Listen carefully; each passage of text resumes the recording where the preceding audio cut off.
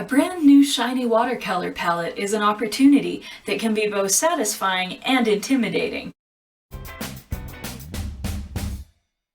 I'd like to show you the method I prefer for setting up a watercolor palette. It was taught to me by my mentor, Sally Ellis.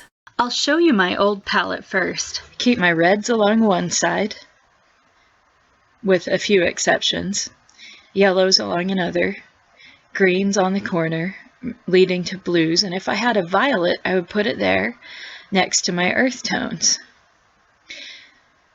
You can group cool reds and warm reds together, etc.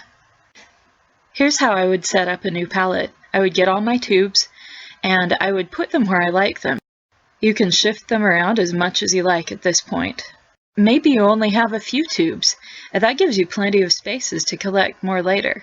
Once I've decided on color placement, I take a fine point Sharpie and I write on the outside of the palette the name and the brand of the colors that I've placed there.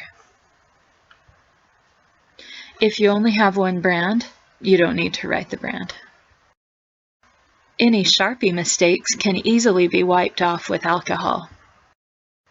I don't usually put the whole tube of color in one well.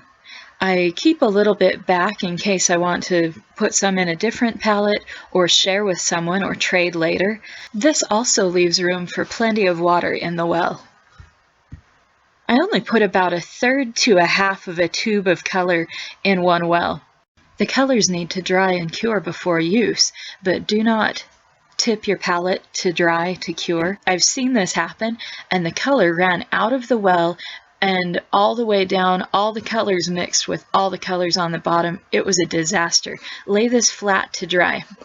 Leave the lid off for the initial drying and cure time, but for general purposes, always leave the lid on.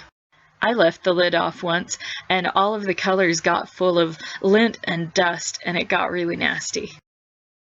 This shiny surface is beautiful, but it's going to repel water and make mixing difficult because colors bead up. It'll be difficult to mix or tell what value you have. Any puddle I establish shrinks up into a few beads. I need to prepare this surface by removing the gloss using a scouring pad. I don't need to do the wells, mostly just the flat bottom of these two square areas.